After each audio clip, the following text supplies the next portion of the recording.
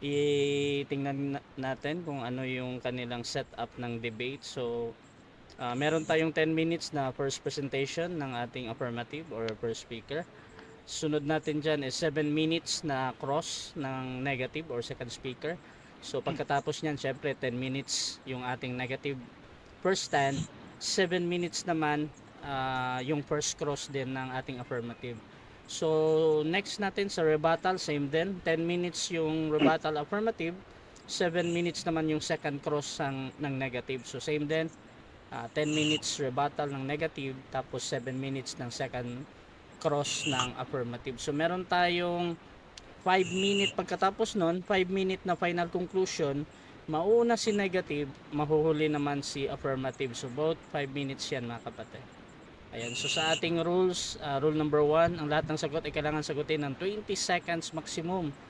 Either ito ay close-ended or open-ended question. Kung titigil ang sumasagot ng at least 3 seconds, magsasabi na ako ng next question. Rule number 2 natin, kung close-ended ang question, kailangan sumagot doon sa pagpipilian muna bago mapaliwanag na hindi lalampas ng 20 seconds. So, pwede kayong magtawag ng moderator pag nilalabag ito ha.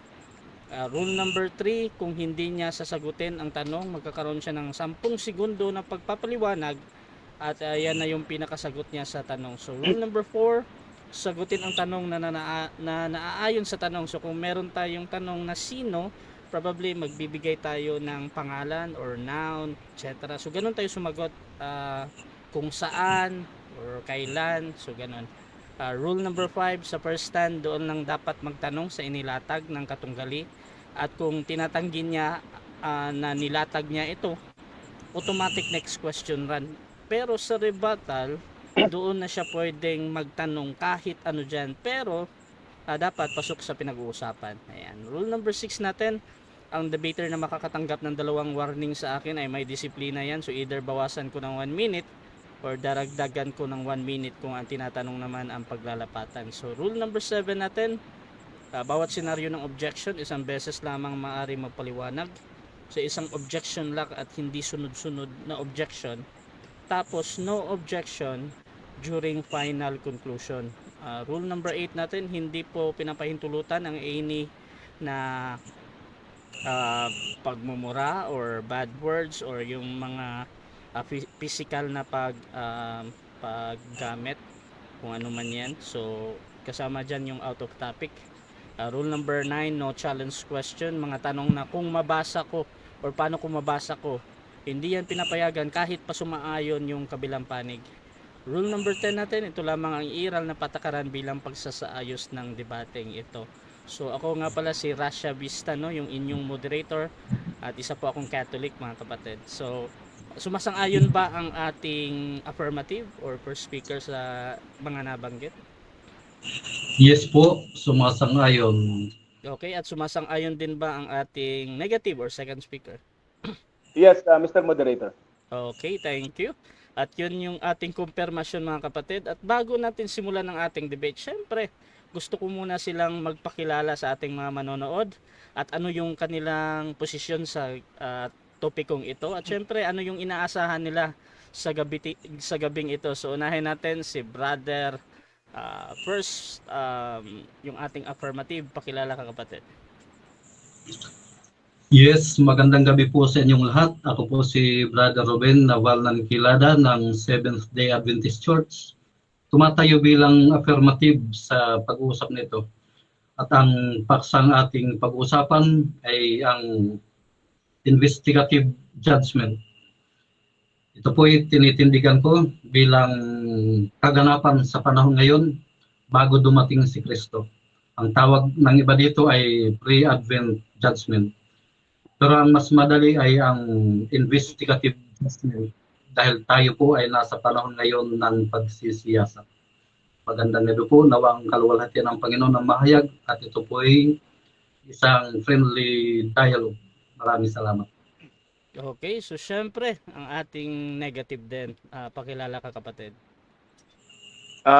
Magandang gabi sa lahat. Una sa lahat, I am asking, I am extending my greetings. Magandang gabi sa mga kapatiran natin, both sa sikta ng Iglesia Adventista del Séptimo Día or the Seventh-day Adventist at sa aking kinaukulang sikta, yung Sword Baptist Church, no? Fundamental Baptist Church.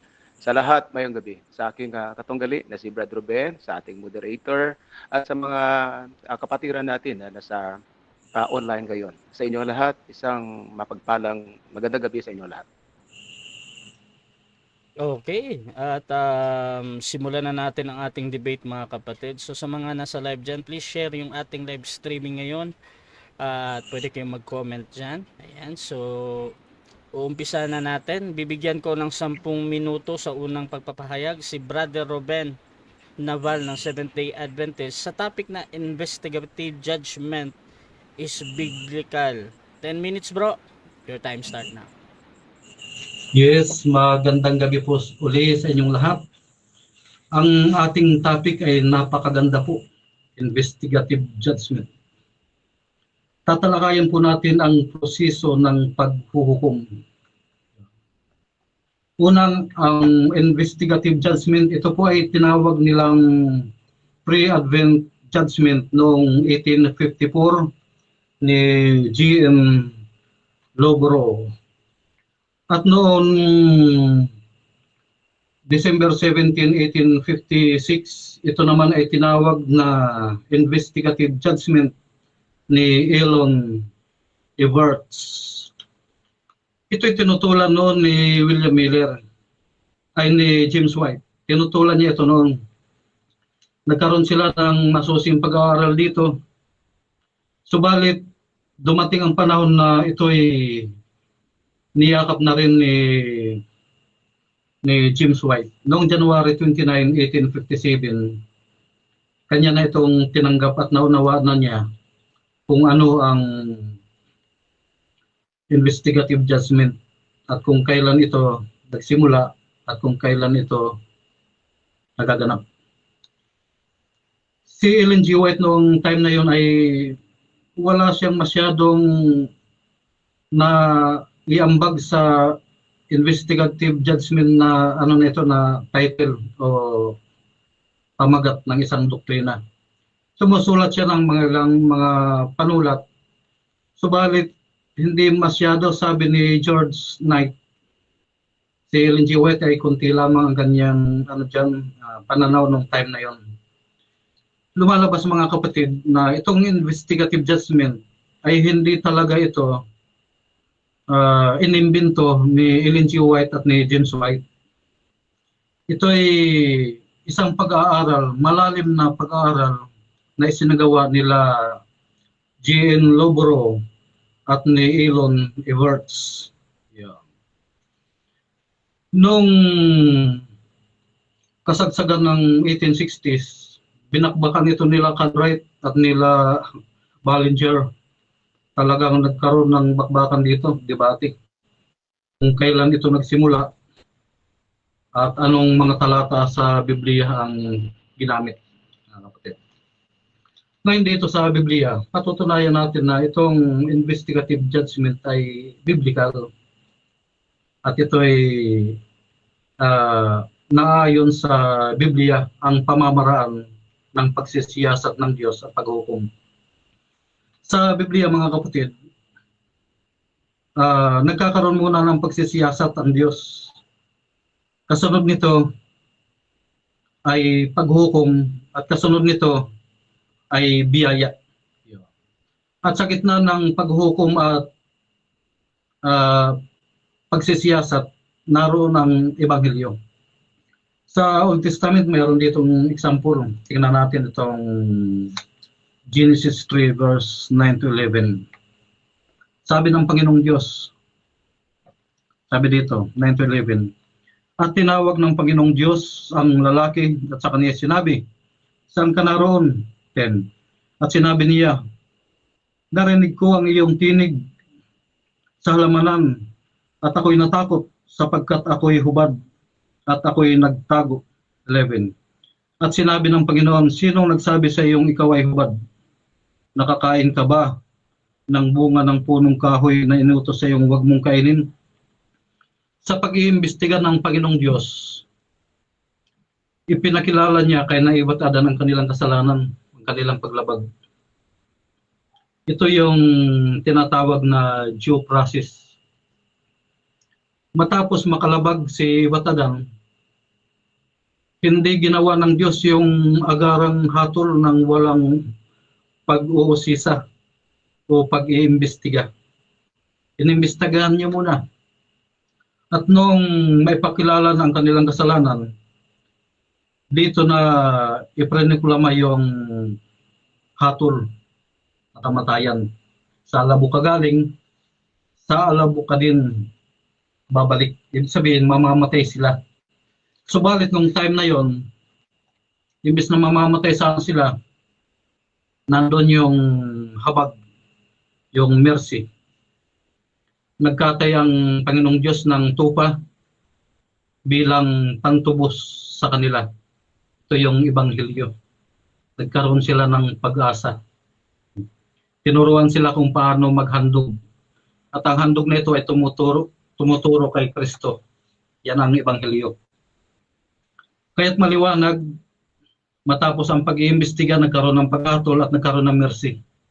Ganon ang Diyos, mga kapatid.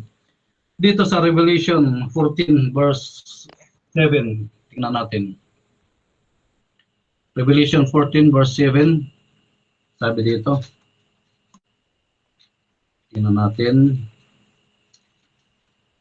14 verse 7, sabi. At sinabi niya ng malakas na tinig, matakot kayo sa Diyos. Ito nangyari po kay Naibat Adan eh. Nagtago sila sa halaman, natatakot sila. Pero sa pagkakataong ito, ang sabi dito, matakot kayo sa Diyos at magbigay kaluwalhatian sa Kanya, sapagkat dumating ang panahon ng Kaniyang paghatol. At magsisamba kayo sa gumawa ng langit at ng lupa at ng dagat at ng mga bukal ng tubig. Yan. Sabi dito, dumating ang paghatol. At sa kabila ng paghatol, yung Ebanghelyong walang hanggan. Sumamba kayo sa gumawa ng langit at ng lupa at ng dagat at ng mga bukal ng tubig. Ang pananalitang ito ay kinote doon sa Exodus 20 verse 11. Ang ibig sabihin ng Panginoong Diyos dito, sumamba kayo sa tamang araw ng pagsamba. Ngayon, kung tayo ay nasa maling araw ng pagsamba, ay diyan na tayo mahahagip sa ginagawang paghuhukom o pagsisiyasat ng Panginoon sa panahon ngayon.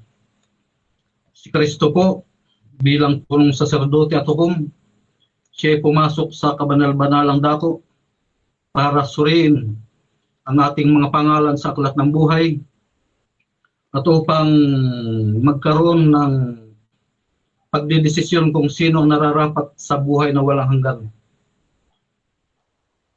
At sa Revelation 14 verse 7 hanggang 11, mababasa dyan yung pagsamba. Tinutukoy dyan, may warning dyan. Kung sumasamba ka sa hayop at sa kanyang larawan, ay iinom ka din naman ng kagalitan ng alak ng kagalitan ng Diyos. May warning dyan. Pinapapili tayo kung alin pagsamba ang ating gagawin. Yan ay everlasting gospel. Dahil mula sa Eden hanggang ngayon, yung gospel na yon na tumuturo kay Kristo ay nagaganap. Ngayon, doon sa kabanal-banalang dako, si Kristo ay namamagitan bilang ating hukom. At sa hukuman, hindi humahatol ang Diyos ng walang due process. Ang ating mga pangalan ay nakatala doon. At sabi ni Kristo, mga galak kayo, sapagkat ang inyong mga pangalan ay nasusulat sa aklat ng langit. Maging si Pablo ay nagsabi sa kanyang mga kasama na kayo mga kamanggagawa, mag-iingat kayo sapagkat ang inyong mga gawa ay nakatala sa langit. maliwanag mga kapatid na nagkakaroon ngayon ng pagsisiyasat sa aklat ng langit. Aklat ng langit ay naroon ng aklat ng alaala, aklat ng kamatayan at aklat ng buhay. Yun. Sinisiyasat. Tinitingnan ng ating mga gawa. Sabi ni Apostol Pablo dito sa 1 Corinto, sa 2 Corinto 5:10, sabi dito, sapagkat tayong lahat ay kailangang humarap sa hukuman ni Kristo upang ang bawat isa ay tumanggap ng kabayaran sa mga bagay na ginawa niya sa pamamagitan ng katawan, mabuti man o masama. Ayun. Tayong lahat ay kinakailangang humarap sa hukuman ni Kristo. Ibig sabihin ng ating mga pangalan na nakatala sa tala ng langit. Thank you. Okay, so dyan natatapos ang unang presentasyon ni Brother Ruben ng Seventh-day Adventist. Again, ang topic ay patungkol dito sa investigative judgment, mga kapatid. So susunod natin yung ating 7 minutes na first cross ng negative sa affirmative. Brother Winnie ng Baptist, your time start now, bro. Tanong. Sa muli, okay. Sa muli, magandang gabi, Brother Ruben, Mr. Moderator, at sa ating mga tagapakinig at viewers dyan. No? Magandang gabi sa inyo lahat. Brother Ruben, I was expecting that you will be discussing and you will be citing about real citations na ginagamit ng Seventh-day Adventist. Ngunit hindi ko nakita. But just be that as it may, these are my questions. Are you aware na ang literal na ating sinasabi ng ating proposition ngayon, resolve that investigative judgment is biblical? Naintindihan mo ba yan? Yes. Thank you. Yes, po. Dahil biblical, ibig sabihin ba ay itinuro talaga ng Biblia? Tama? Yes po. Alright. Okay. Ito ba ang sinasabi ninyong investigative judgment ay yung makikita sa inyong fundamental doctrine na belief number 23 or 24, if I am not mistaken, correct? Yes po, number 24. Yes. Thank you for the correction. But it is, are you standing by the truth that it is found in your fundamental doctrine number 24? Yes. Alright. And yung sinasabi sa loob ng inyong doktrina number 24 ay talagang itinuro o ikinuha mula sa Biblia, tama? Tama po. At yan din ang itinuro or hinango mula sa mga turo ng inyong mga pioneers at mga early writers noon, kabilang na ang inyong sinasabing pinakagalang-galang na propeta na si Mrs. White, tama? No. Si Ellen G. White po ay kunti lang yung contribution niya dito. Yung mga pioneer talaga ang nag-aaral dito mula sa Biblia. Alright, thank you. Thank you, Mr. Moderator. I am satisfied. Sinabi niya na may contribution si Mrs. White. Alright. Now, pwede ba masabi ninyo, Mr. Ruben, kung ang pinaka-strongest na verse na maigamit ninyo bilang suporta sa doktrinang investigative judgment? Can you cite just one verse, your strongest verse from the Bible? Daniel 8:14. Alright, you cited Daniel 8:14. Mayroon akong comment diyan pero I will reserve it later on. Alright? Okay, so tama ba na ang sinasabi diyan sa Daniel 8:14 is until 2,300 days then the sanctuary shall be cleansed? Tama ba? Tama po. Alright, now, tama ba ako sa aking pag-intindi na ang sinasabi ninyong investigative judgment ay nagsimula? You may answer this, you may not. Pwedeng sagutin nyo, pwede ring hindi. No? Okay, I'm giving you the option or the pleasure. Nagsimula noong October 22, 1844. Tama ba ako? Pakiulit po ng tanong. Okay, tama ba ako? Tama ba ako na ayon sa inyong pag-aral sa investigative judgment, ito ay nagsimula noong October 22, 1844? I said you may answer this yes or no. Yes po. Mula Sir, it's a categorical question. Time stop mo na, bro. during categorical question, bro, pagkatapos niyang sumagot ng yes or no, kasi lahat ng sagot dapat merong pagbibigyan ng 20 seconds sa pagpapaliwanag ba. So, hindi yung parang mabilisan na rapid question, bro, ha. So, Ah, so Mr. sa Moderator, so sa categorical, bro, na yes or no, sumagot naman siya ng yes. So, doon siya sa pagpapaliwanag niya ng 20 seconds, ha. Bro Willie. Mr. Moderator. Yes, Mr. bro. Moderator, please. All right. Sa aking pagkaalam is kung categorical question, it should be answerable first by yes or no. And then, kung gusto niyong ng aking respetadong katunggali na magpaliwanag, before or bago siya magbigay ng kanyang categorical answer, either yes or no, ay sasagot or bibigay muna siya ng pahintulot na kung pwede ba siyang makapagpaliwanag. No. So, dahil hindi siya, No. Alright. Ayon dito sa bro, rule number 2 natin, kung close-ended ang question, kasama na dito yung categorical, ha. Kailangan sumagot Okay. doon sa pagpipilian muna bago magpaliwanag ng hindi lalampas ng 20 seconds. So, okay, I submit, Mr. Okay, Moderator. thank you. So, Bro Ruben, pakituloy mo yung yes mo, 20 seconds sa pagsagot, bro. Time resume, 3 minutes and 25 seconds. 457 BC to 457 BC to 1844 ay tamang-tama ang 2,300 years ayon sa Daniel 8:14. Kaya yung paglilinis ng santuaryo at Next ang question. judgment ay pareho lang. Next question. Next question.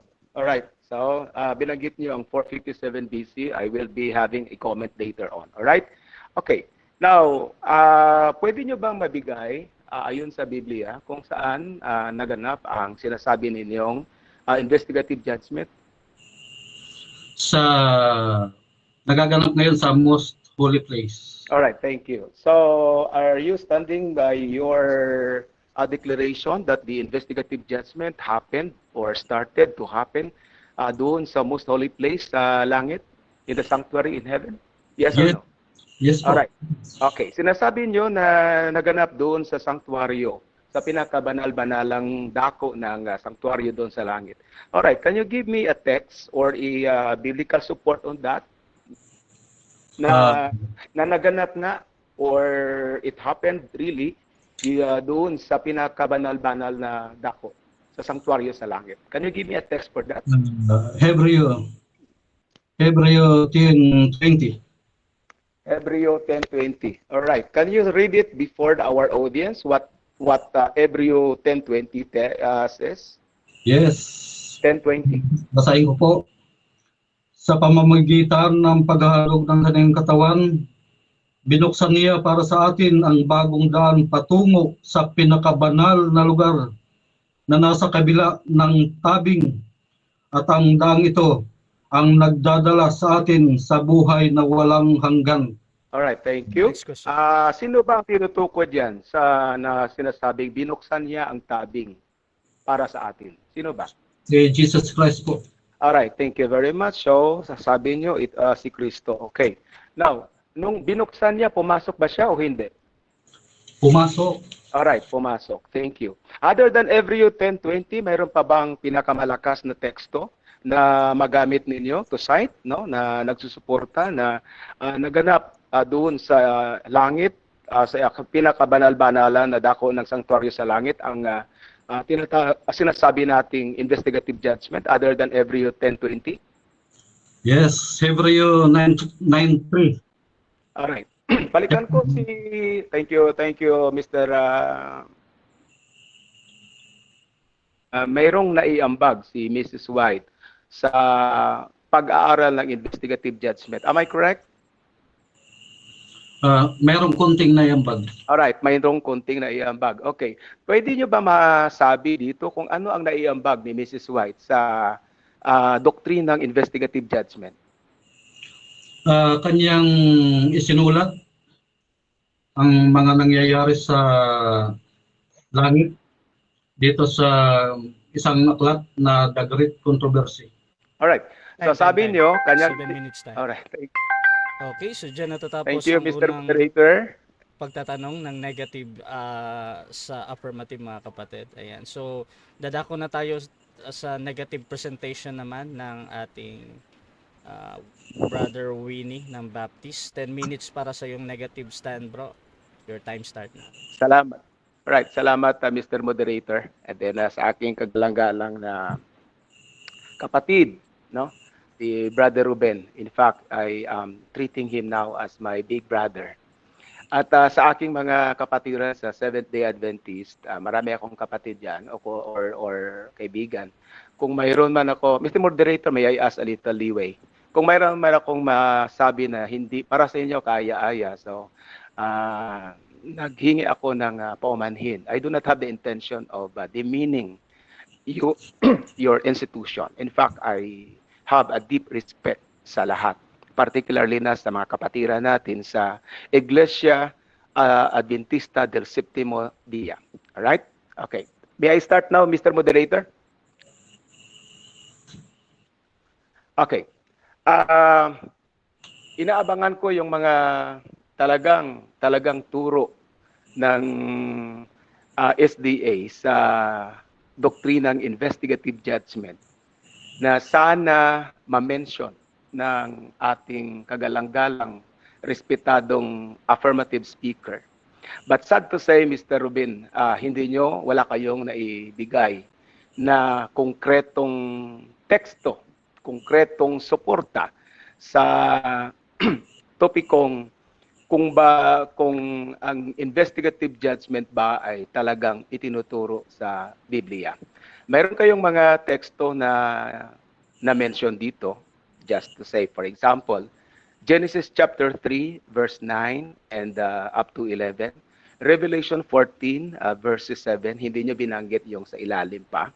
And then yung may mga passage kayo na ibinanggit, like for example, pumasok si Kristo sa kabanal-banalang dako, ang kaniyang katungkulan doon sa langit bilang tagapamamagitan, ngunit hindi kayo nagbigay ng teksto diyan. It was only through my interrogation na ibinigay niyo ang Hebrew chapter 10 verse 20 and then ibang teksto sa Hebrew. Alright. Actually, I am waiting na ibanggit niyo yung mga talagang turo ng inyong mga, let me say, your prophet, no? Your prophet Mrs. Ellen G. White and her writings. Pero sad to say, hindi nyo nabanggit. In whatever reason, in one way or the other, I do not know. Alright. Mr. Moderator, sa aking mga tagapakinig at viewers, ang ating kagalang-galang at respetadong affirmative speaker ay walang naipundar na mga teksto upang isuporta o itindig ang proposisyon na ang investigative judgment is biblical. Alright. Now, ito ay makikita sa fundamental belief nila, number 24, Christ ministry in heavenly sanctuary. Alright. Ayaw ko sana pangunahan ang aking kapatid at kaibigan na Ruben dahil baka sabihin niya at nila na namamaratang ako. Alright? But let me cite to our viewers some of the passages and some insights about investigative judgment na, of course, no, nababasa man natin, but our speaker did not mention that it started sometime on October 22, 1844 at the end of the prophetic period of 2,300 days. Alright? And then citing Daniel 8:14. Alright? I am waiting na bagitin niya ang Daniel chapter 9 verses 24 to 27 pero hindi niya binanggit. I am also waiting na bagitin niya ang Ezra chapter 7 pero hindi niya binanggit. I am also waiting na bagitin niya ang Nehemiah chapter 6 pero hindi niya rin binanggit. I am also waiting na banggitin niya ang Great Controversy, page 552. Alright? Hindi niya binanggit. I am waiting for Great Controversy, page 481.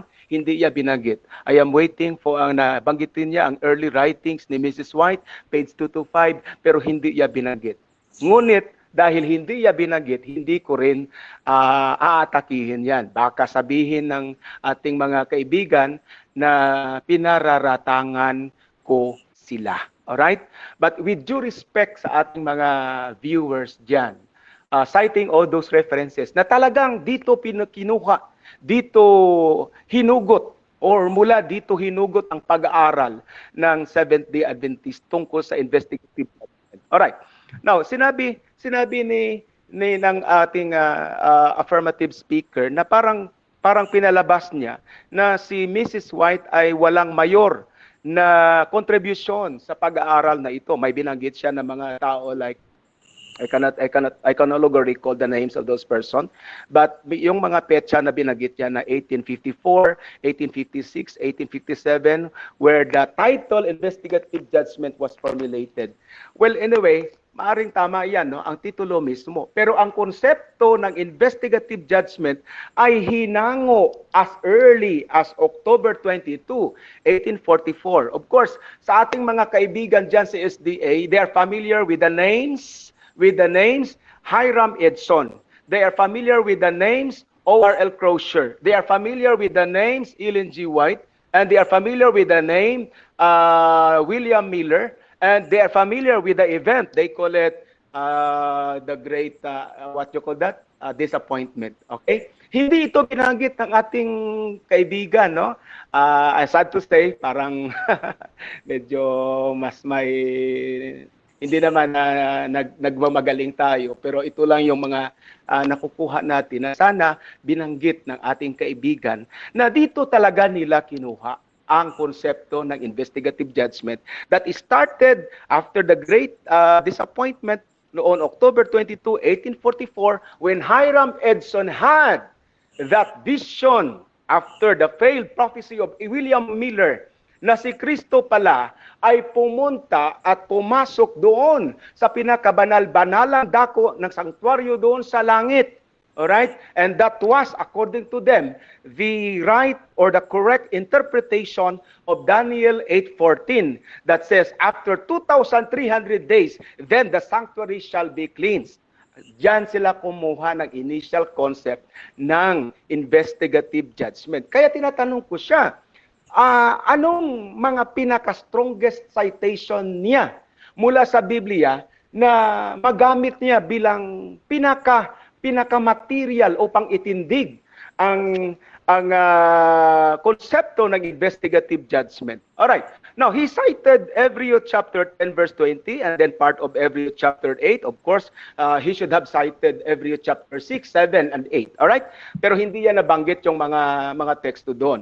Now, did you notice na ang verb na ginamit doon, past tense na? Alright? Past tense. Has entered. Pumasok. Binuksan. Alright? In other words, bago pa na isulat or bago pa na i-formulate ang sinasabing investigative judgment noong October 22, 1844, ang writer ng Hebreo ay nagpapatutuo na in a past mode. Sa past tense na pumasok na doon si Kristo. Then how come our brothers and sisters in the Seventh-day Adventist religion, sikta ng reliyon, na magsasabi na noong October 22, 1844 pa lamang siya pumasok? Ang kagalang-galang na Ruben, hindi na niya ito maitakwil dahil sinabi na, admitted na niya, ginamit na niya ang verse. He cited Hebrew chapter 10 verse 20. So he can no longer deny it anymore. And it is in fact a very strong witnessing, no? Na nagdidispute o nagbibigay ng nagsalungat ng kanilang doktrina na it was only on October 22, 1844. Okay? Now, hindi nagsasabi ang Biblia tungkol sa investigative judgment. Alright? Ang ginamit na patutuo ng ating kagalang-galang na Ruben, ang Revelation chapter 14. I was waiting him na banggitin ang Revelation chapter 20 pero hindi niya binanggit. Ngunit, yung mga teksto na ginamit niya, including Genesis chapter 3, ay hindi nagsasabi ng klaseng investigasyon according sa kanilang punto. Alright? Maliwanag yan. Yung sinasabi sa Genesis chapter 3, hindi naman investigative judgment nun. Yung sinasabi Revelation 14 chapter 7, hindi naman tungkol sa investigative judgment yun o yung malawakang pagsisiyasat. Kung babagitin niya ang Revelation chapter 20 with more reason na hindi tungkol sa investigative judgment or pre-advent investigation, I admit, tungkol yan sa paghuhusga, judgment, but it is a kind of judgment in the final end of time. Sa katapusan ng panahon, hindi sa Time bro. Alright, thank you, Mr. Moderator. Okay, so dyan natatapos ang first negative stand ng ating negative, Brother Winnie ng Baptist, mga kapatid. At syempre, dako tayo sa 7 minutes na pagtatanong. Unang pagtatanong ito ng ating affirmative sa negative, Brother Ruben ng Seventh-day Adventist Church. 7 minutes bro, your time start now. Tanong. Okay. Sir Winnie, handa na po ba kayong dipinsahan ang mali niyong aral? Okay. Sige, Mr. Moderator, may I comment a little? Time stop Dahil muna. wala pa. Alright, time stop muna. Alright, with due respect to the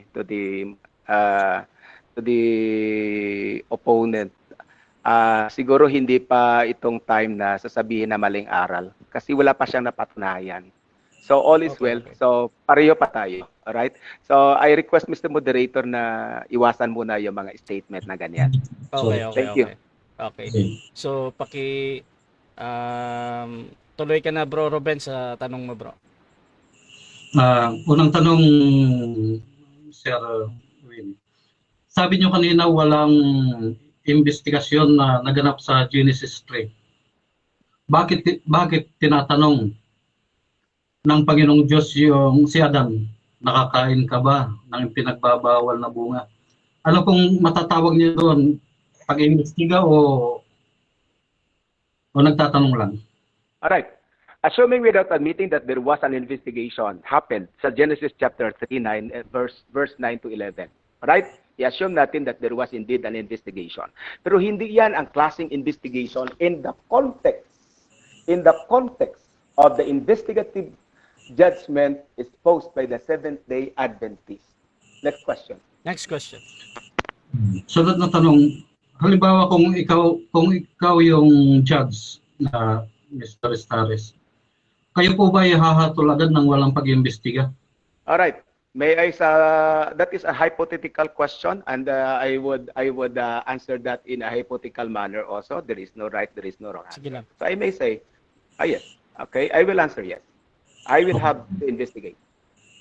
But the premise na ibinigay ng aking katunggali ay hindi ayon sa konteksto ng investigative judgment na sinasabi sa doctrine number 24 na kanilang fundamental belief number 28. Next question. Sunod na tanong, paano nyo pong nasabi na yung Genesis 3 verse 9 to 11 ay hindi na ayon sa doktrina ng SDA? Nakasulat po ito dito. Sige po. Alright. Mr. Moderator, binanggit ko na and I think klaro naman siguro yung sagot ko na ang Genesis chapter 3 or ang kaganapan sa Genesis chapter 3 verse 9 to 11 ay hindi ayon sa konteksto ng investigative judgment na ipinangaral ng mga Seventh-day Adventist. Alright, if you may, kung inyong mamarapatin, sinasabi diyan sa inyong Great Controversy pages 489, 428, 1950 edition. Alright, next question please. Okay, iwanan natin yan. Kanina po ay binanggit yun na yung nung pumasok si Jesus Christ sa langit bilang saserdote, saan po ba siya pumasok? Yung unang pagpasok niya, holy place or most holy place? Alright, Mr. Moderator, hindi, okay. Mr. Speaker, hindi nyo na dapat itanong yan kasi sinagot nyo na yan nung una pa. Alright, ginamit nyo ang Hebrew chapter 10:20 and then sinabi nyo na doon na siya sa most holy place. Next question. Okay. Yung binanggit nyo kanina, Sir Winnie, na yung Revelation 20, verse 12 to 15, Anong judgment po ba yan? Final judgment or investigative judgment? Alright. Klaro naman siguro ang konteksto sa Revelation 20, balikan nyo na lang. That is a final judgment. Otherwise, kung may pakita ninyo na investigative judgment din, aanib ako diyan. Next question, please. Okay. So maliwanag ngayon ay investigative judgment Revelation 20. Napuputol Sorry, ka, bro. sorry, nag-choppy. Pakiulit, bro, Nag-choppy Robin. ng kaunti. Okay. Yung Revelation 20 verse 12 to yung buong chapter ng Revelation 20, maliwanag po na hindi yon o pre-advent judgment kundi final judgment yon. Ang sinasabi ko, ayon sa konteksto, final judgment ang sinasabi sa Revelation 20. Ngunit kung i-connect ninyo sa inyong doktrina sa investigative judgment, ay walang examination of character na nagaganap dyan. Walang examination ng character as you portray in your investigative judgment. Next Maliwanag yan ang konteksto sa Revelation 20. Dito tayo sa 2 Corinthians 5:10. Meron po ditong physical examination. Premise po muna, sapagkat tayong lahat ay kailangang humarap sa hukuman ni Kristo upang ang bawat isa ay tumanggap ng kabayaran sa mga bagay na ginawa niya sa pamamagitan ng katawan, mabuti man o masama. Ano po ang may tatawag niyo dito? Anong judgment dito? Mr. Moderator, I did not mention anything about 2 Corinthians 5:10. Next question, Okay, please. next question, bro. Hindi pa daw niya nilatag yun. Doon tayo sa sinasabi niyo na pagkakaalam nyo sa doktrina ng SDA tungkol sa investigative judgment. Ano po ang tinututulan nyo doon sa aral na investigative judgment ng SDA? Alin po ba doon ang tinututulan nyo? Please specify, Mr. Speaker, stop. kung Mr. Moderator. Okay. All right, thank you. Parang clarification yan, bro, Winnie, no? Ano muna sa akin yan, bro. Ano yan, bro? Clarification, bro, Winnie. Ano yan muna? Okay, I forgo with the last statement, Mr. Moderator. The Okay. speaker, the affirmative speaker may proceed to the, Okay. the second, So, bro, Robin, affirmative. proceed ka daw, bro. Okay. Bro. Okay. Na Sir Winnie, yung 1844 na doktrinang cleansing of the sanctuary or investigative judgment, tinututulan niyo po ba ito? Hindi ako tumututol dyan on my own, sa aking opinion. Ngunit, ang Biblia mismo ay tumututol sa inyo dyan. Dahil maliwanag naman na Biblia. Ano ba sinasabi sa Daniel 8:14? Napakaraming problema dyan as far as the teaching of the Seventh-day Adventist in connection with investigative judgment is concerned. Next question, please. Next question. Anong talata po sa Biblia ang tumututol doon sa 1844 cleansing of the sanctuary? Mr. Moderator, the speaker has to wait na ibigay ko sa kanya ang discussion. Okay. So, bro Robin, ibibigay daw niya mamaya or later. So, bro Robin, in the next question mo, bro? Okay, next question na lang. Sige. Sa sunod na tanong. Sa palagay niyo po ba sa mga ginagawa nating mabuti at masama sa panahon ngayon, walang pag-uusisa na nagaganap sa ating Time, bro. 7 minutes time. Okay, so dyan natatapos ang first part ng ating debate, which is yung ating first cross at first stand, mga kapatid. Shout out muna sa lahat ng nasa live, kay Samuel Tahuda ng MCGU, sa founder ng MCGU, maraming salamat. Kay Moises ng Seventh-day Adventist, shout out sa inyo, bro. Kay Rachel Rabaya Kalantok, kay April Zander Bago, ayan, shout out sa inyo dyan. At Sino pa ba to? Ayan. Si Abing TV. Shoutout sa inyo mga bro. So, dito tayo sa rebuttal stage. Again, 10 minutes ito. Mauna dito si Brother Ruben ng Seventh Day Adventist. At sa mga bagong pasok dyan, ang ating pinag-uusapan ngayon ay patungkol dito sa investigative judgment is biblical. At ito na nga, isa sa mga aral ng Seventh Day Adventist. So, Bro Ruben, 10 minutes para sa yung rebuttal, bro. Your time start now. Okay, magandang gabi po. Salamat sa ating kagalang-galang na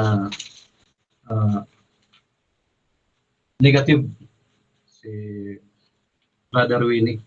Kanina po ay binanggit ni Brother Winnie na wala daw tayong naitayo sa ating paksang tinitindigan. Marami po. May mga talata tayo matitibay na ginamit. Ang iniisip po ng ating negative ay yung mga naunang talata sa Hebreo ay yung talaga yung sinasabing si Kristo ay pumasok sa langit at wala nang gagawin. Sa Hebreo 1:5 hanggang 8, si Kristo nung pumasok sa langit, itinanghal siya bilang hari, bilang punong saserdote, at ipinakilala sa universe bilang anak ng Diyos na dapat sambahin ng lahat. Yan. Nagkaroon po ng pagpapakilala. Diyan po sa Hebreo 1 hanggang 6. Ang mga talatang ito sa Hebreo 6 ay ginagamit ng mga SDA minister na umalis sa SDA. At sinasabi nilang ito ang tamang unawa. Tinutulan nila yung investigative judgment na nasa Hebreo 9 and 10. Ngayon, yung topic na ating tinitindigan, investigative judgment is biblical. Kanina po natin tinitindigan yan. At nung tinatanong natin ang ating negative kung wala bang pag-iimbestiga na naganap sa Genesis 9:3, eh sumang-ayon naman ang ating negative na mayroon. Ibig sabihin, meron lang talagang iniiwasan ng ating negative doon sa punto na yon. At yung Genesis 9:3, ginagamit po yan dito sa mga aralin ng SDA. Eh, hindi po masasabing hindi aral ng SDA yan. Okay. Ngayon dagdagan natin mga kapatid, Genesis 18. Noong ang Sodoma ay sobrang sama na at nakarating sa langit, ang Diyos mismo ay bumaba para mag-imbestiga. Yun. Sabi ng Diyos kay Abraham, sabi niya, susunugin ko ang Sodoma. Nag-uusap si Abraham kung maaari po ay wag, dahil mayroon diyang mga banal na sumasamba sa iyo. Sabi ni Abraham, pwede po ba wag niyo nang isunugin? Sabi ng Diyos, kung may masusumpungan ka ng mga banal dyan na 50. Ibig sabihin, alam ng Diyos yung mga nangyayari at alam ng Diyos kung ilan yung banal na naroon. Pero yung pag-iimbestiga, yung proseso, yung due process, kinakailangang mangyari para sa mga saksi sa buong universe. Ngayon, sabi ng Abraham, pwede, kung mayroong 20 hanggang 10, hindi nyo susunugin. Hindi ko susunugin, basta't mayroon. Alam ng Diyos yun na kunti lang naroon. Nagtawaran sila. Ngayon, nagpadala ang Diyos ng 2 anghel doon para talagang ikumpirma na mayroon nga daw mga banal. Ibig sabihin, gumugulong yung rule of law. Yan. Hindi kagad nagpaparusa ang Diyos ng walang pag-iimbestiga, walang due process. Ngayon, dahil 4 lang yung naroon, di sunog. Pagkatapos ng paghatol, mercy. Nabuhay sila Lot, si Abraham. Nabuhay. Kaya nauna yung investigasyon, sumunod yung judgment, sumunod yung mercy. Ngayon sa panahon natin, anong sabi? Anong sabi ni Apostol Pablo? Sabi niya, hindi nyo ba alam na harap tayo sa hukuman ni Kristo? Si Kristo ang ating hukom. Siya yung ating tagapamagitan, attorney. Yun. Ipagtatanggol niya tayo. Subalit kinakailangang, sabi dito, kinakailangang masuri yung kung sino ang karapat-dapat sa buhay na walang hanggan. Halimbawa, doon sa kasalan, ligtas na lahat yon, mga binili. Pero may nasumpungang hindi nakasuot ng damit na pangkasal. Yun. Di pinalayas siya.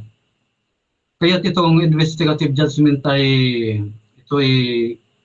kinainisan ng mga usas dahil dito nabubuking na wala talagang usas. Kinakailangan duman tayo sa paglilinis. Halimbawa, tayo bumili ng isda sa palengke, nilinis na yon, tinanggalan ng hasang, bituka. Pag uwi sa bahay, lilinisin pa yon. Lilinisin pa, papakalinisin pa. Ganun tayo. Nalinis na tayo sa cross, subalit papakalinisin pa, ang tawag doon pagpapakabanal. Sabi po dito,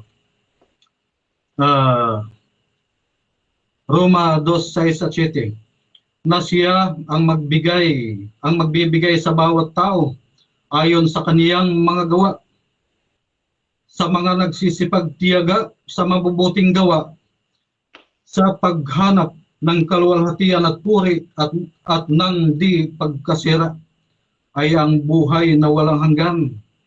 Yan. Ibig sabihin, tinitingnan ng ating mga record, mabuti man o masama, kung tayo magiging karapat-dapat sa buhay na walang hanggan. Yun. Ano pang sabi? Ano sabi ni ito, Mateo 16:27. Sapagkat ang anak ng tao ay pariritong nasa kaluwalhatian ng Ama, nakasama ang kaniyang mga anghel, at kung magkagayoy bibigyan ng bawat tao ayon sa kaniyang mga gawa. Yun naman pala. Anong ibibigay ni Kristo? Okay, Revelation 22:12, narito ako'y madaling pumaparito, at ang aking gantimpala ay nasa akin upang bigyan ng kagantihan ang bawat isa ayon sa kaniyang mga gawa. Itong Hebreo 10:20, ito yung pagpasok ni Kristo doon sa most holy place. Sa santuaryo sa lupa, isang bisis ito ginagawa. Lilinisin ang lahat ng record ng kasalanan sa santuaryo. Tayong mga sumampalataya kay Kristo, nung tinanggap natin si Kristo bilang tagapagligtas, ang ating mga kasalanan ay inako ni Kristo. At yun ay simbolikong nalilipat sa santuaryo sa langit. Ibig sabihin may record. Nakatalang ating mga gawa, mabuti man o masama, ayon sa 2 Corinto 10:5. Ngayon, lilinisin ni Kristo yon. Yung bahid ng kasalanan, lilinisin yun. At pag nalinis na yon, saka tayo bibigyan ng gantimpala, buhay na walang hanggan. Itong ginamit nating Hebreo 10:20, maliwanag to.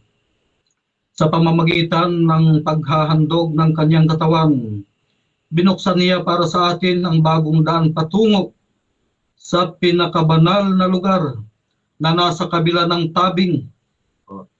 Yung santuaryo sa lupa na kopya ng tunay na santuaryo sa langit, meron yung dalawang tabing. Holy place, most holy place. Pag-akyat ni Kristo sa langit, pumasok siya doon sa holy place. Nasa Hebreo 1 yan, hanggang 5. Pagdating dito sa 9 at sa 10, pumasok siya doon sa most holy place. Doon na isasagawa yung final atonement, paglilinis. Yan. Anong sabi dito? At ang daang ito ang nagdadala sa atin sa buhay na walang hanggan. Bakit dinadala tayo sa buhay na walang hanggan? Susuriin. Kapag tayo nagkakasala araw-araw at nanalangin tayo, Revelation 5:8, yung ating panalangin ay gaya ng insinso. So, sakripisyo sa una, sa lumang tipan, sa bagong tipan, dadalangin tayo. Lilinisin yung ating mga kasalanan. Si Pablo, naligtas na si Pablo, pero nagkakasala pa rin siya. Sa Roma 7:25 patuloy. Sabi niya, yung gusto ko na mabuti, hindi ko magagawa. Time na po. Yes pa. Okay, so dyan natatapos ang rebuttal ng ating affirmative, Brother Ruben ng Seventh-day Adventist. Siyempre, dako tayo dito sa ating second cross ng negative sa affirmative. Set ko lang yung kanyang time. Another 7 minutes ito. Brother Winnie ng Baptist, 7 minutes. Your time start now. Thank you, Mr. Moderator. Binanggit mo muli yung Hebreo chapter 20, chapter 10, verse 20. All right. Are you standing by the declaration of the plain and simple and clear declaration of the text, Hebreo chapter 10, verse 20, na doon na siya pumasok sa sanctuaryo sa langit o sa kabanal-banalang dako ng tabing? Yes or no? Yes, Alright. most holy place. All right. Next, second question. And as far as the date of writing, as far it was written, aayon ka ba na sasabihin ko sa iyo na sinulat yan bago pa naman ang petsang October 22, 1844? Oo o hindi? Yes, isinulat Alright. yan. Mangyayari pa lang sa haharapin. Alright, thank you, Mr. Moderator. Admitted ng aking katunggali na sinulat yan. So, alright. So, maliwanag na ang mga teksto na ginagamit nimo bilang suporta na ang pag-imbestiga ay naganap noong October 22, 1844 ay hindi angkop sa tinuturo. Next question. Balik tayo sa Daniel 8:14 kasi in passing binanggit nyo kanina yung Daniel 8:14. Ano ba ang pagkasabi sa Daniel 8:14 bilang primary na teksto bilang suporta sa inyong investigative judgment? Literal na pagkasabi. Pakibasa. Okay, basahin natin. Daniel 8:14. At sinabi niya sa akin, hanggang sa 2,300 na hapon na tumaga, kung magkagayoy malilinis ang santuario. Alright, thank you, Mr. Speaker. Hanggang 2,300 days. Yes. Okay. Ano ba ang pagkasabi diyan? Days or in the original? Was it written? Evening or morning? Ayon ka ba? Yes, literal dahil mayroong evening and morning. All right, thank you very much, no, Mr. Speaker. So admitted. So ang pagkasabi diyan in the original is not really days, pero ginagamit nila na days. It was evening and morning. Next question, sino ba ang nagyurak sa sanctuaryo? Rason na ito ay lilinisin bago ang verse 14. Balikan nyo, verse Okay. 10. Sagot, ang nagyurak yung little horn na siyang papasi. Thank you. Santuario. Alright. Objection, Mr. Time Moderator. stop muna, the time papasi- stop muna. Objection muna tayo. Alright, thank you. Okay. Anong Mr. objection Moderator, natin? the papacy. Yes. The papacy was not mentioned in the preceding verse of Daniel 8:14. At paki-request lang hindi nyo magamit yung isang word na hindi nabanggit because ang aking tanong sa kanya ay sino ang nagyurak? So the answer must be taken from the preceding verses. Okay, okay. So, meron ka bang counter objection doon? Negative? Affirmative? Yes, counter po. Sige. Yan po ay prophecy. Okay. At ang little horn ay binabanggit yan na siyang papasi na siyang nagyurak sa santuario. Kanyang ginaya yung paglilinis sa santuario ni Kristo. Alright, Mr. Moderator. Wait lang bro ha. Wait lang. So, magde-decide muna ako doon sa objection at doon sa narinig ko na counter objection. doon sa pagsasagot ni Ruben, dito I am not judge naman, no. Moderator lang ako. Now, kinukuha ko naman na valid answer na sa manonood naman yan kung paano nila titimbangin yung kanyang sagot, kung pasok ba ito sa tanong or hindi. At since na-interrupt siya doon sa pagsagot niya, bro, kanina, ipapaulit ko yung 20 seconds niya. Bro Ruben, pakiulit yung 20 seconds mo, bro, sa pagsagot yung kaninang tanong patungkol doon sa Okay. bro. Thank you. Daniel 8, 9 to 12, binabanggit dyan yung little horn. Yan ang papasin na nakialam. Yung ginagawang paglilinis ni Kristo sa santuario, ginagawa din niya dito sa lupa. Naglilinis din siya, nagpapatawad ng mga kasalanan. Gumagawa din siya ng pagmimisa. Yung ginagawa ni Kristo sa santuario sa langit. Next question. 20 seconds. Next question. All right, thank you. Thank you, Mr. Moderator. Next question. Sabi nyo, admitted ng aking katunggali na ang nagyurak ng little horn, nagyurak ng sanctuaryo sa verse 14 ay ang little horn. Ngunit ang sabi niya ay papasi. All right. Ang tanong ko sa inyo, Mr. Speaker, mula sa mga preceding verses, dahil konteksto ang tinitingnan natin, hindi ang application. Konteksto sa mga talata ang tinitingnan natin. I know for a fact na application yan. Ngunit kung balikan natin ang verses 8, 9, 10, 11, and 12, sino ang nagyurak dyan? Sinabi niyo ang little horn. Now, ang next question ko sa inyo ay ganito. Saan nanggaling ang little horn? Okay. Narito po ito sa Daniel 9:25 ay Object 7. Mr. Moderator. Mr. Moderator. Objection muna Alright. tayo sa negative. Ano yan? Yes, he is now citing out of the context or out of the topic Daniel 9. At ang ating paksa ay makikita sa Daniel 8:14 at ang mga preceding and succeeding verses sa talata Daniel 8, chapter 8. Doon lang mismo, unless I mentioned Daniel 9.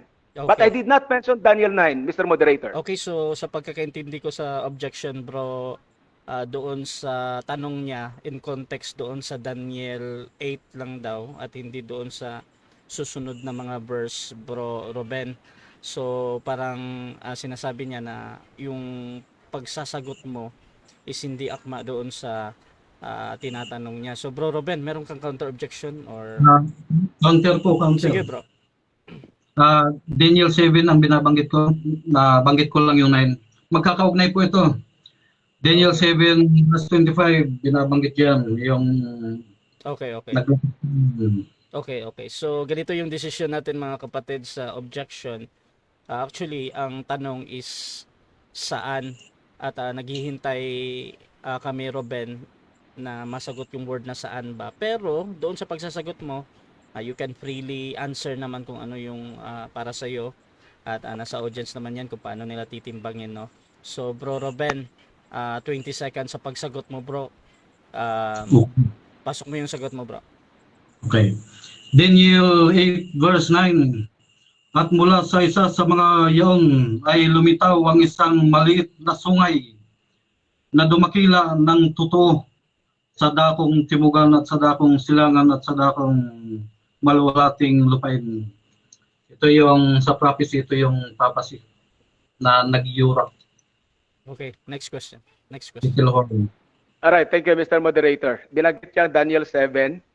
I admit there is a little horn in Daniel 7, and there is also a mention of a little horn in Daniel 8 also. Pero magkaiba ang yung little horn. One, the little horn in Daniel 7 ay nagmula. Okay, clarification muna. Ay nagmula sa hayop na may 10 sungay, while ang little horn sa Daniel 8 ay nagmula sa kambing. Magkaiba. Alright, next question, Mr. Moderator, if I may. Time stop muna, bro.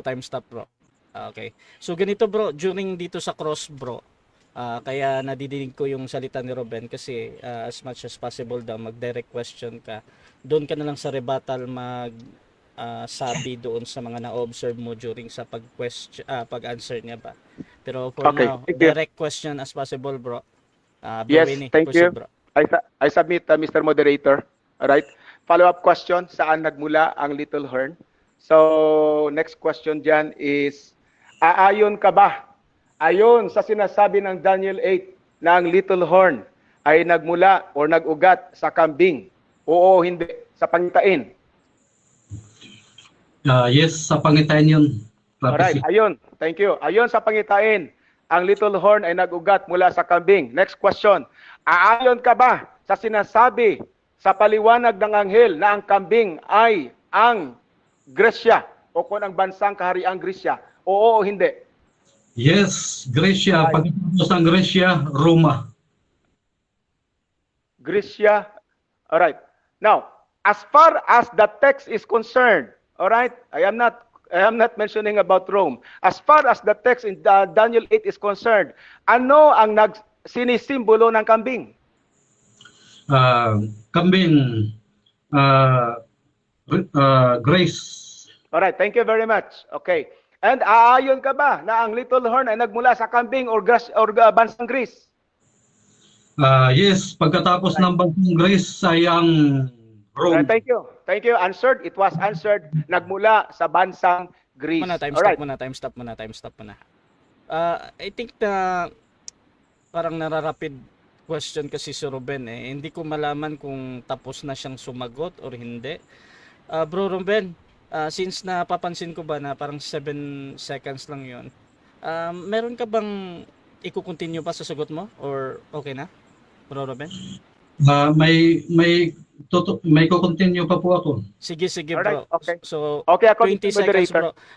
Ano lang bro Ruben ba? Pwede kang mag-object bro kasi baka na ano ka ba? Parang nararapid question ka ba? Kasi merong 20 seconds lagi yan eh.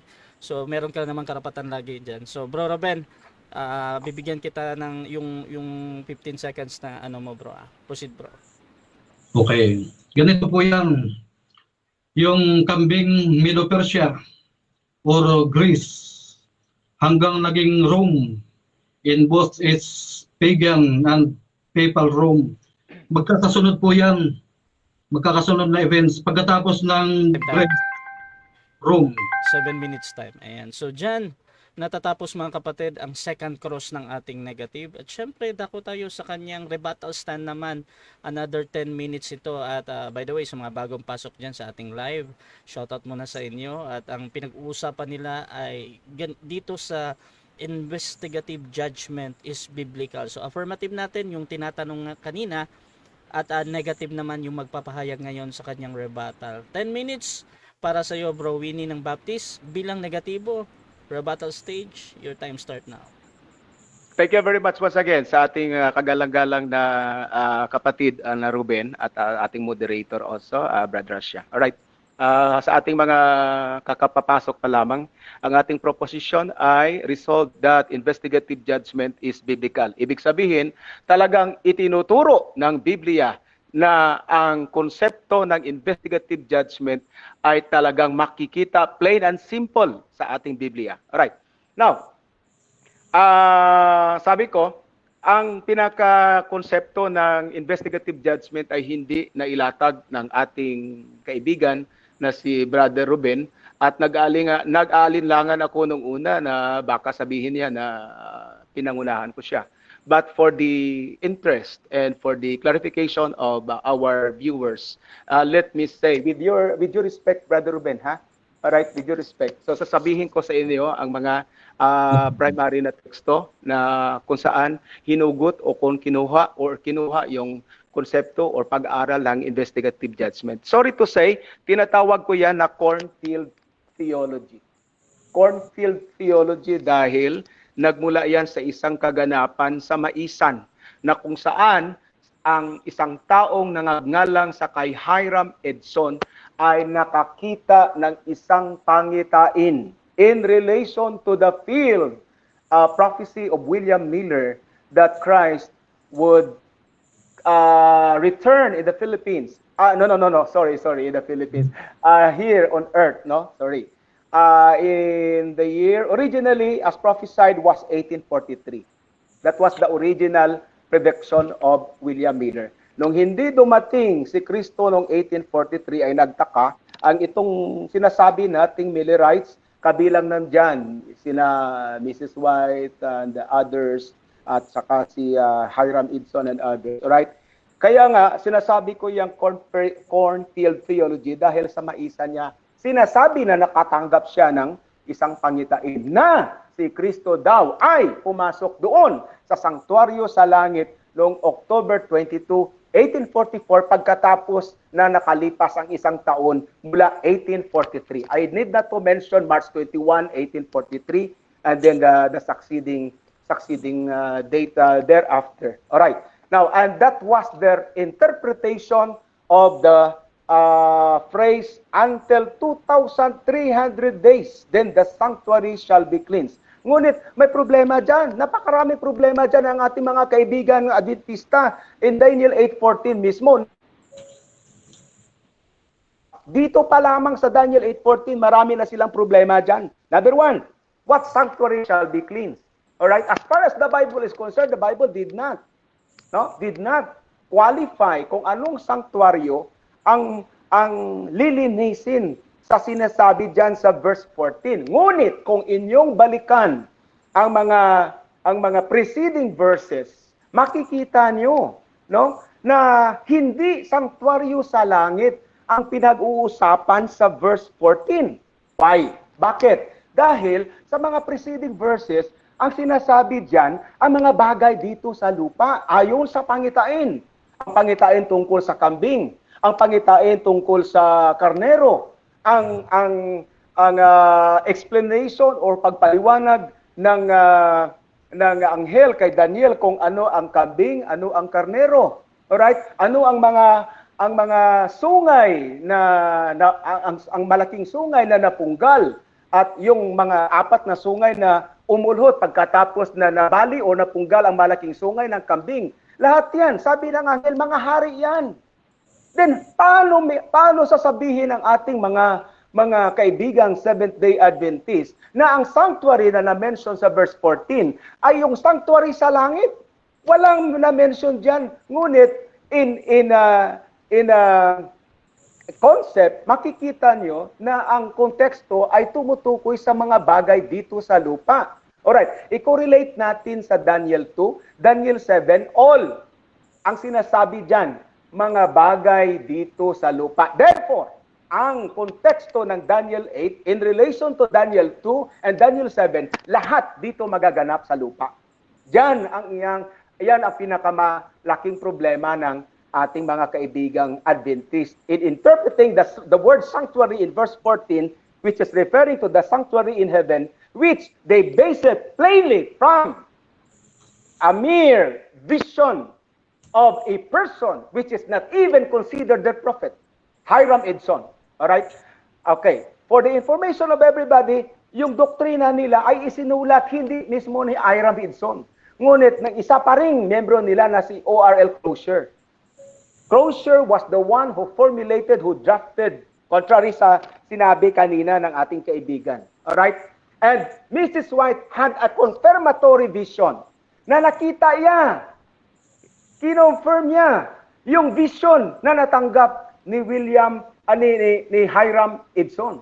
Diyan nagsimula ang kanilang investigative judgment na noong October 22, 1844, pumasok daw si Panginoong Hesukristo doon sa pinakabanal-banalang dako ng sanktuaryo doon sa langit. Alright. Kanina, tinanong ko si kapatid na Ruben, anong teksto, pinakalakas na teksto na gagamitin niya to support that view? So binanggit niya yung mga passages sa Hebrew chapter 10, Hebrew chapter 8, Hebrew chapter 6 maybe, pero hindi yan na-realize na ang mga teksto na yan, ang buong libro ng Hebreo ay isinulat matagal na panahon pa bago ang October 22, 1844. Yan ang kanilang pagkakamali.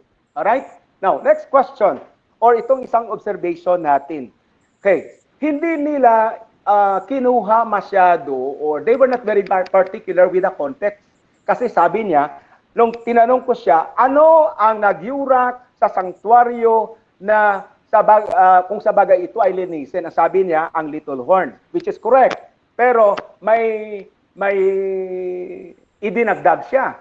Ang sabi niya, ang papacy or ang papa sa Roma, which was not mentioned sa konteksto at malayo sa konteksto dahil admitted niya na ang little horn ayon sa pangitain ay nagmula or nag-ugat sa kambing at ayon sa anghel ay Grisya. At ang little horn na yan ay isa sa mga hari na umulhot mula sa 4 na hari and it therefore originated from Greece.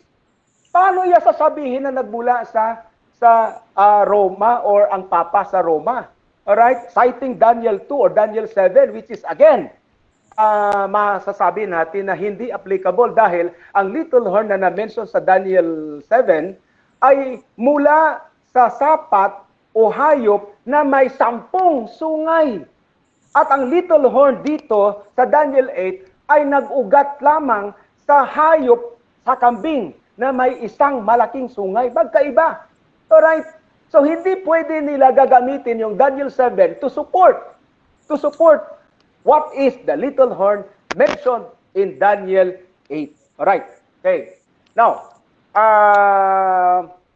maliwanag ang teksto, maliwanag ang context ng mga teksto. Hindi October 22, 1844 nagsimula ang investigative judgment doon sa sanktuaryo sa langit, contrary sa pinapangaral ng mga kaibigan nating mga Adventista. Alright. Let me mention Daniel 9 verse 24 to 27 kasi binabanggit nila to. Kino-correlate nila ang Daniel 8:14 sa Daniel 9:24 to 27. Mr. Moderator, our viewers, may I clarify further na walang kinalaman ang Daniel 9:24 to 27 sa sinasabi sa Daniel 8:14. Bakit?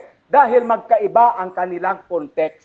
Hindi natin magamit ang isang teksto na iba ang kaniyang sinasabi o konteksto para isuporta sa isang pag-aaral mula o hinugot sa isang teksto. Magkaiba. Daniel 8:14 speaks about the succession of 2 kingdoms from Medo-Persia to Greece, while Daniel 9:24 to 27 speaks about the last ultimatum na ibinigay ng Diyos para sa mga Israelita pagkatapos na sila nabihag doon, dinala ng Diyos na pagkabihag sila ng Babylonia at doon sila na malagi 70 years as a punishment for them. Alright? There was no mention of 2,300 days na i-connect natin yung Daniel 9:24 to 27 sa 2,300 days na sinasabi nila na on their own interpretation. So, it was 2,300 years. Alright. So, dyan pa lamang ay masasabi natin na, Mr. Moderator? Time na. Time na? Okay. Time? Yes, Time bro. na ba? Time Alright, na, bro. thank you. Okay, so dyan natatapos ang rebuttal ng ating negative. At syempre, dako tayo agad-agad sa ating 7 minutes na second cross ng affirmative sa negative. Brother Ruben ng Seventh-day Adventist, 7 minutes para sa iyo, bro. Second cross ito. Your time start. Okay, kapatid na Winnie, ginagalang kong Big Brother. Yes. Nabasa niyo na po ba yung pahayag ni Sir Isaac Newton na tama yung kwintada ni William Miller doon sa 2,300 years na magmumula doon sa 457 BC hanggang sa 1844. Nabasa niyo na po ba yun? Well, in fact, nabasa ko rin ang sabi ni Mrs. White na tama yung calculation ni William Miller, ngunit mali yung kanyang appreciation. Ngunit, sasabihin ko sa inyo, Mr. Ruben, Mr. Moderator and our viewers, mali ang calculation ni William Miller, mali pa rin ang interpretation ng mga kaibigan nating Seventh-day Adventist. Sunod na tanong, alin po doon yung maling calculation? Alin po ang mali doon sa pagkwenta? Alright, dito tayo sa reckoning point. Sabi daw ng Daniel 9:24 to 27 or na chapter 9 verses 24 to 27. Okay? Ang sinasabi diyan ay 70 weeks. Ang sabi ko, iba ang konteksto ng Daniel 9 sa Daniel 8. Magkaiba sila ng sinasabi. Magkaiba ang kanilang istorya. Kaya hindi dapat natin Next question. idugtong ang Daniel 9 sa Daniel 8. Okay. Ang tinatanong ko po yung yung Daniel 8:14, yung lilinisin yung santuario.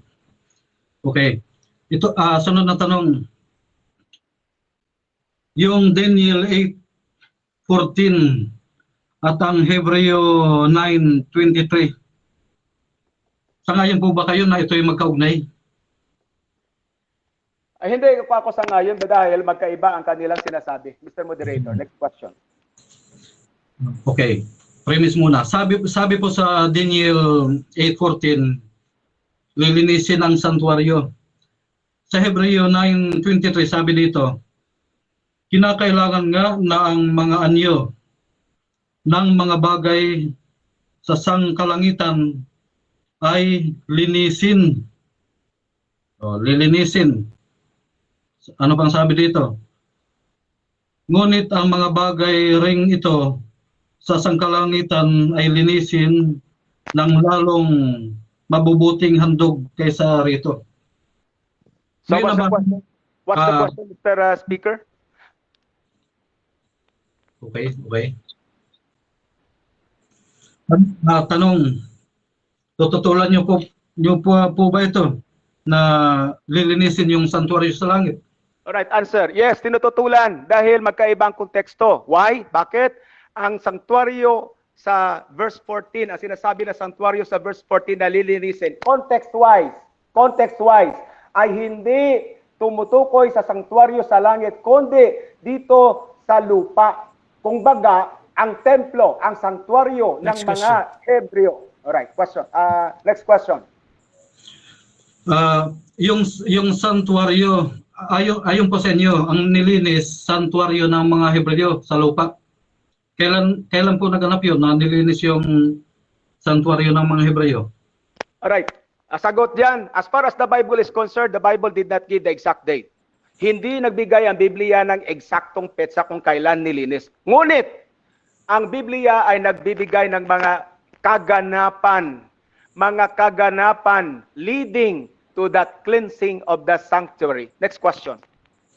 Sunod na tanong, yun po bang sinabi sa Daniel 8:14 na 2,300 days or years? May pitsa po ba na ibinigay o wala? As far as the Bible is concerned, sabi ko, ang Biblia ay hindi nagbibigay ng konkreto or specific na pitsa. Ngunit, ang Biblia ay nagbibigay lamang ng mga kaganapan. Na kung ang isang kaganapan ay maaring iugnay sa mga nauunang kaganapan. Next question. Next question. Okay. Bakit ibinigay yung number na 2,300 days? Kung Alright. hindi na pala nagbibigay ng tamang date. Context-wise, kung inyong naunawaan ang konteksto ng Daniel 8:14, ay ang pag-succeed or ang pagdating ng panibagong paghahari mula sa pananakop ng Persya patungo sa pananakop ng Grisya at ang pagyurak ng sanktuaryo ng mga Hudyo dulot or kagagawan ng Little Next Horn. question. Alright. Next question. Yung sinasabi ni Pablo na lilinisin yung santuario sa langit, ang Diyos mismo ang nagtayo. Sangayon po ba kayo na may paglilinis sa santuario sa langit? Yes, I agree, but it is not in the context of the Seventh-day Adventist teaching of investigative judgment. Next question. Okay, sunod na tanong. Sabi ni Pablo, si Kristo bilang punong saserdote pumasok sa kabanal-banalang dako para magsagawa ng paglilinis. Sangayon din po ba kayo dito? Alright, in the first place, Mr. Ruben, he did not say nga maglilinis doon. Alright, hindi nagsasabi si Pablo nga maglilinis. Ang sinasabi diyan as a high priest, hindi nagsasabi si Pablo na mag-iimbestiga, na papasok siya bilang investigador. Maliwanag yan sa sinasabi ng Hebreo. Okay. Hebreo 9:23, sabi dito, lilinisin ng santuario sa sangkalangitan. Tututulan niyo pa ba ito? Nabasa na. Yes or Alright. no? Okay. Ang lilinisin diyan ay hindi, ang sabi ko sa inyo is, kung ibalik natin sa konteksto ng Seventh-day Adventist teaching of the kind of investigative judgment, ay hindi yan ang klaseng pag-imbestiga. Nadinig ko nag-object si affirmative. Ano yan, bro? Ang objection ko po, ang Hebreo 9:23 po ang ating binabasa ng litra po litra na lilinisin. Okay. Ang dinadala po tayo ng ating negative doon sa is the belief na sinasabi niya. Dito po tayo sa Hebreo 9:23. Okay. So, Alright. May I comment, Mr. Moderator? wait lang, bro. By way of a counter objection? Oo, sige. Wait lang, bro, ha. So, inaanalisa ko muna yung kanyang objection patungkol dito sa pagsagot ng yung previous na tanong no, na yes or no. At dinidiin niya doon sa talata na binabanggit niya. Bro, negative, ano yung counter objection mo? Itong counter objection ko, Mr. Moderator, kasi leading to fallacy yon ang sinasabi ng ating kaibigan. Alam naman natin yan. Pilit niyang hugutin yung iyang mga passages sa Hebreo 9, Hebreo 10, Hebreo 9 para i-justify ang kanilang investigative judgment. Pero maliwanag yung sinasabi ko. Hindi ayon sa konteksto ng kanilang pag-aaral ang sinasabing paglilinis diyan sa Hebreo. Okay. So ganito mga kapatid, ito yung ating decision. Doon lang muna ako sa categorical na yes or no. At malinaw naman yung sagot ng kabila na hindi. Now, since na-break yung hindi siya nakapagpatuloy doon sa objection, bibigyan ko siya ulit ng 20 seconds sa pagsagot niya yung hindi to qualify his answer. So bro Winnie, pasok mo yung sagot mo na hindi, bro. Hindi dahil Mr. Moderator, hindi magkakapareho kasi magkaiba ang konteksto ng investigative judgment na pinapangaral ng ating mga kaibigan sa Seventh-day Adventist kung i-compare natin sa sinasabi na paglilinis doon sa sanctuaryo sa langit as mentioned in Hebreo chapters 9 and 10. Next question. Sunod na tanong. Time na. 7 minutes time.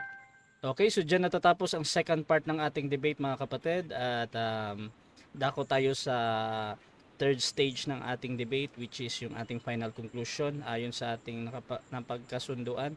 Mauuna si negative dito at mahuhuli si affirmative. So 5-minute na final conclusion bilang negatibo sa topic na pinag-uusapan about investigative judgment is biblical.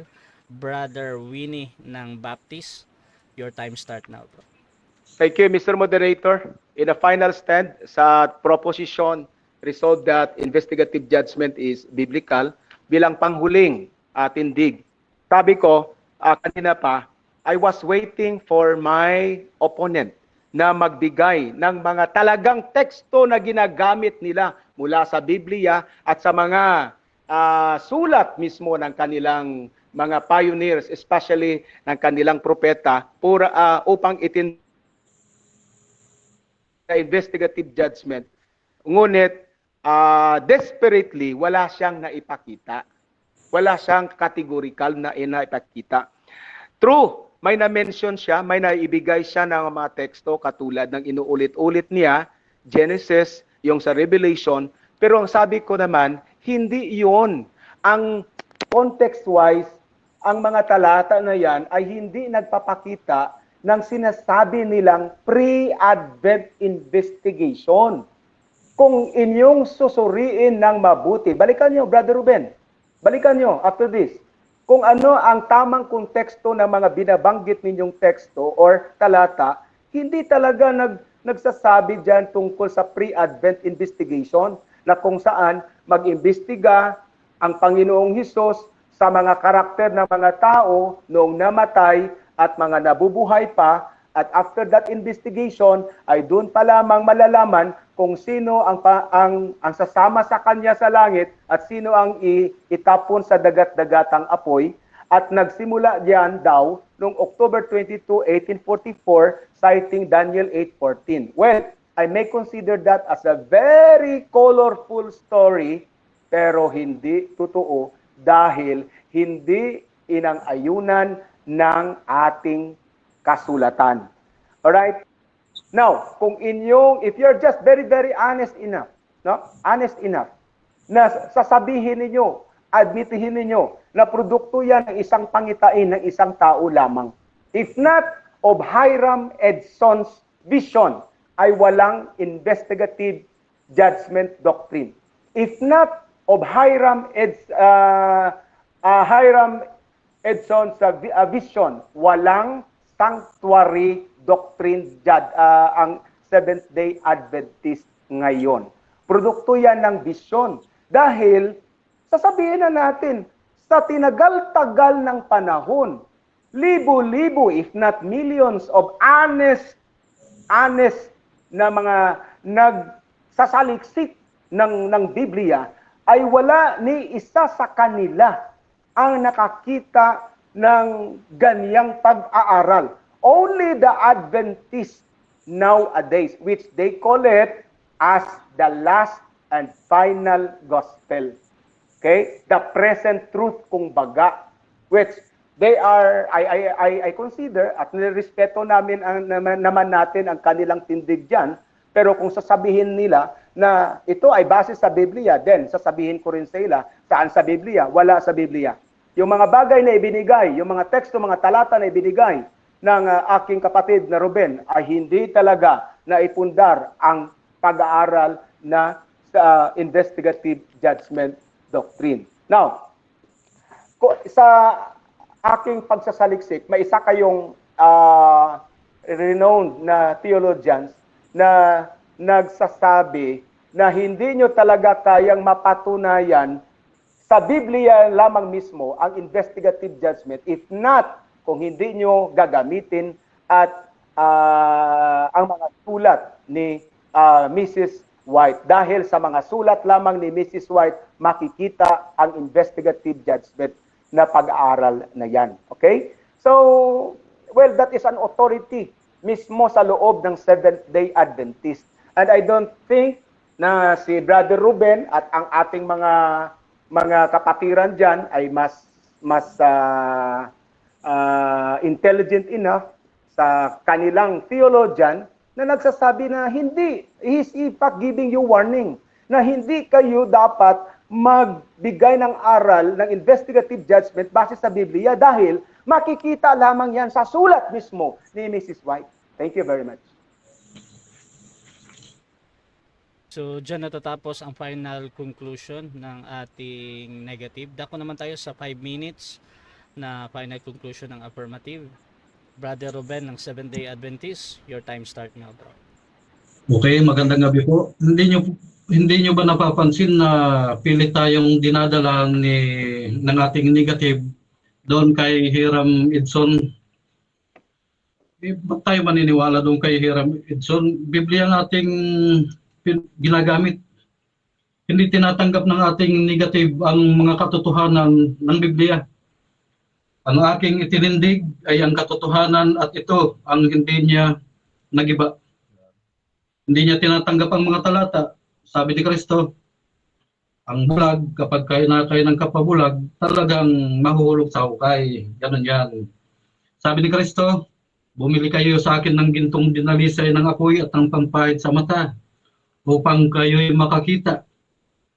Ang katotohanan ng Biblia ay maliwanag. Subalit, ayaw tingnan ng ating negative. Ito. Daniel 8:14, lilinisin ang sanctuaryo. 2,300 days or years. Years yan, ayon sa prophetic time. Pag pinintada natin, 557 AD hanggang 1844, tamang-tama yan, 2,300 years. At yan ay sinang-ayunan ng kilalang si Sir Isaac Newton. Tama yung kwintada, tamang-tama. Nagkamali lang si William Miller ng pagpapalagay. Sabi niya, lilinisin lupa. Yun ang pinanindigan ni Hiram Edson. Alam niyang mali, talagang sinabi niya na lupa dapat ang lilinisin, santuaryo sa lupa. Ayon kay Apostol Pablo sa Hebreo 9:23, yung lilinisin, santuaryo sa langit. Yung santuaryo sa lupa na natapos na, nung maipako si Kristo sa cross, nawasak yon, hindi yon nalinis. Ang lilinisin pala yung santuario sa langit. Kaya nga sabi dito sa 10:20, si Kristo ay pumasok sa most holy place para igawad yung paglilinis. At yung karapat-dapat sa buhay na walang hanggan, bibigyan niya ng gantimpala. O anong sabi niya, Revelation 22 verse 12, ako'y madaling pumaparito at dala ko ang aking gantimpala upang ibigay sa bawat isa ayon sa kaniyang mga gawa. Kaya tamang sinasabi ni Pablo sa 2 Corinto 10:5 na sinisiyasat ang ating mga nagawa ng ating laman, mabuti man o masama. Sabi ni Kristo, hindi nyo ba alam na ang inyong mga pangalan ay nakatala sa langit? Yun. At ayon mismo sa Biblia, mayroong pag-iimbestiga. O, anong sabi doon sa kasalan? O, bakit wala kang damit pang kasal? O, di ginapos siya, tinapon. Ayaw lang tanggapin ng ating negative yung mga katotohanan ng Biblia. Yan. At ayon sa binasa natin kanina, mga kapatid, si Ellen G. White na pilit nilang ikinakapit na siyang talagang nagbigay ng formula na yan. Ayon sa ating binasa, kunti lang yung naambag ni Ellen G. White. Talagang ang nagtatag ng doktrinang ito, yung mga pioneer na mga theologian ng SDA na nag-aaral ng malalim sa kasulatan. At hanggang ngayon, binabakbakan yung doktrinang yan. Ang katotohanan ay hindi nabuwag. Yun ang binabakbakan ng ating negative, yung katotohanan, hindi yung kay Ellen G. White, hindi ko naman ginagawa doon eh. Time na po. 1 minute. Yung mga katotohanan ng Biblia na ating ginamit, narito yan. Sabi kanina ng ating negative, hindi daw ginagamit ng SD doctrine. Narito yan. Ginagamit yan yung proseso, pamagat dito, proseso ng paghukom, pre-advent judgment. Bago dumating si Kristo, lilinisin ang santuario. Ang mga mabubuti, isusulat doon sa aklat ng buhay. Yung mga masasama, isusulat sa aklat ng kamatayan. Final judgment, yun. Pagkatapos ng 1,000 years. Malalim na pag-aaral yan, mga kapatid. At nawa ang ating minamahal na kapatid na si Sir Stares ay gabayan ng Holy Spirit at buksan ng kanyang mga mata na makita ang liwanag. Thank you po, thank you. Okay, so dyan natatapos ang debate natin between Seventh-day Adventist Church and Baptist, mga kapatid, sa topic na investigative judgment is biblical. So, bago natin i-end yung ating live, syempre gusto ko munang silang magbigay ng pasasalamat. No rebuttal na ito ha, kasi tapos na yung debate ninyo. So, pasasalamat na lang doon sa mga nanood, makakapanood pa nito. At baka meron din kayong mga program or YouTube channel ba yan or pages. So, unahin natin si Bro Ruben. Salamat, bro. Maraming salamat, Brother Rasya, sa napakagandang pagkita sa debating ito. Maraming salamat sa aking big brother, kay Sir Winnie Stares. Maraming salamat po. At magandang gabi sa inyong lahat dyan sa Negros, sa inyong pamilya.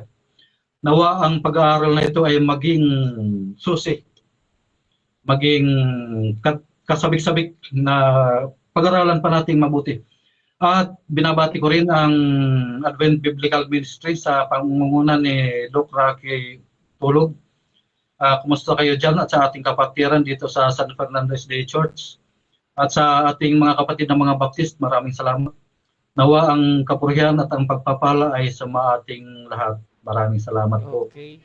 So malaking shoutout sa Advent Biblical Ministry, no? At Bro Winnie, pasasalamat, bro. Yes, Brother Rasha, thank you very much sa una sa lahat sa ating moderator sa inukol ninyong panahon sa napaka-challenging na paksa as far as the Seventh-day Adventist doctrine is concerned. Sa ating mga kapatiran dyan, na Seventh-day Adventist, napakarami kong kaibigan, Brother Rasha.